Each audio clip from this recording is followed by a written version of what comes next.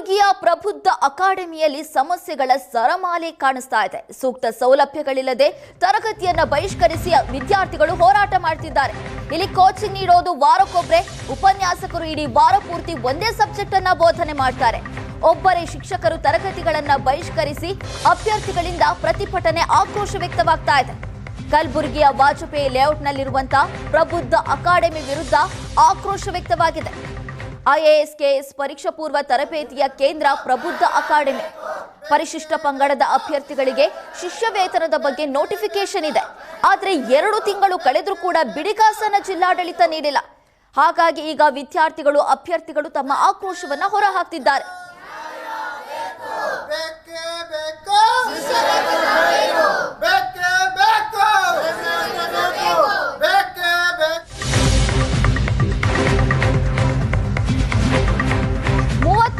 ವೆಚ್ಚದಲ್ಲಿ ಸಮಾಜ ಕಲ್ಯಾಣ ಇಲಾಖೆ ನಿರ್ಮಿಸಿರುವಂತಹ ಅಕಾಡೆಮಿ ಇದು.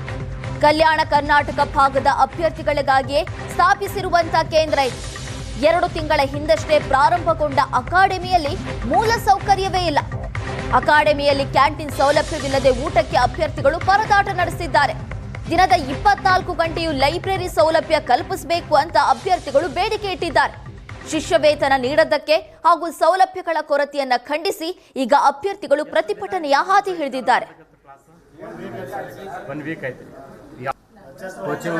ಇಲ್ಲಿರುವಂತಹ ವಿದ್ಯಾರ್ಥಿಗಳು ಅನುಭವಿಸ್ತಾ ಇರುವಂತಹ ಸಮಸ್ಯೆಗಳೇನು, ಯಾಕಾಗಿ ಇವರು ತರಬೇತಿಯನ್ನ ಬಹಿಷ್ಕರಿಸ್ತಾ ಇದ್ದಾರೆ, ಸ್ವತಃ ಅವರಿಂದನೇ ಕೇಳೋಣ ಬನ್ನಿ. ಸರ್, ಇಲ್ಲಿ ಸ್ಟೇ ಆಗ್ಲಿಕ್ಕೆ ಯಾವುದು ವ್ಯವಸ್ಥೆ ಇಲ್ಲ ಸರ್. ಮತ್ತೆ ಸ್ಟೇ ಫಂಡ್ನು ಕೊಡ್ತಿಲ್ಲ ಸರ್. ಒಂದು ವಾಟರ್ ಬಾಟ್ಲ್, ಒಂದು ನೀರು ಬಿಟ್ಟು ಇಲ್ಲಿ ಏನೂ ಸಿಗಲ್ಲ ಸರ್. ಒಂದು ಊಟ ಮಾಡೋಕ್ಕೆ ಹೋಗ್ಬೇಕಂದ್ರೆ 100 ರೂಪಾಯಿ ಖರ್ಚು ಮಾಡಿ ಹೋಗಬೇಕು ಸರ್ ರಾಮ ಮಂದಿರಕ್ಕೆ. ಮತ್ತೆ ರಿಟರ್ನ್ ಬರೋಕ್ಕೆ ಮತ್ತೆ 100 ರೂಪಾಯಿ ಸರ್.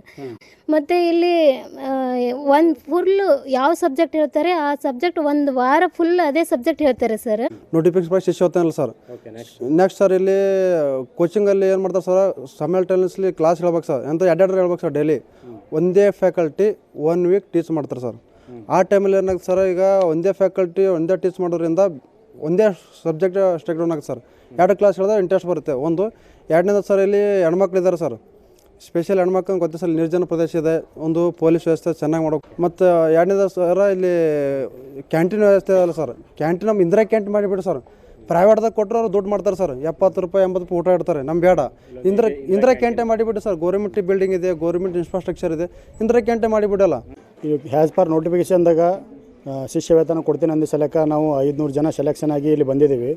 ಇಲ್ಲಿ ಬಂದ ತಕ್ಷಣ ಅವ್ರು ಹೇಳ್ತಾರೆ ಶಿಷ್ಯ ವೇತನೂ ಇಲ್ಲ, ಇಲ್ಲಿ ವಸತಿನೂ ಇಲ್ಲ, ಕೋಚಿಂಗ್ ಕೊಡ್ತೀವಿ, ತಗೋರಿ ಎಲ್ಲ ಬಿಡ್ತೀರಿ ಅಂತೇಳಿ ಬೇಜವಾಬ್ದಾರಿ ಇದು ಆನ್ಸರ್ ಕೊಡ್ತಾರೆ ಇಲ್ಲಿ ಅಧಿಕಾರಿಗಳು. ಸರ್, ನಾವಿಲ್ಲಿ ಬಂದಿದ್ದು ಒಂದು ಬಡತನದಿಂದ ಏನೋ ಒಂದು ದೊಡ್ಡ ಕನಸಿಟ್ಕೊಂಡು ಒಂದು ಹುದ್ದೆ ಪಡಿಬೇಕಂತ ಬಂದಿದ್ದೀವಿ. ಇಲ್ಲಿ ಬಂದರೆ ಈ ಥರ ಒಂದು ನೀರು ಬಿಟ್ಟರೆ ಒಂದು ಯಾವುದೂ ಫೆಸಿಲಿಟಿ ಇಲ್ಲ ಸರ್.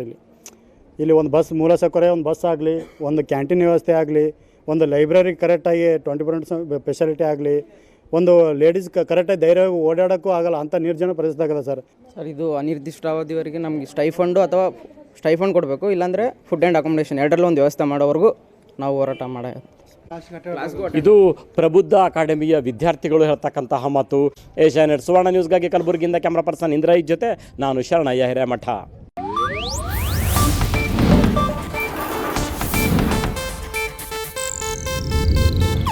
ಇದು ಏಷ್ಯಾನೆಟ್ ನ್ಯೂಸ್ ನೆಟ್ವರ್ಕ್ ಪ್ರಸ್ತುತಿ.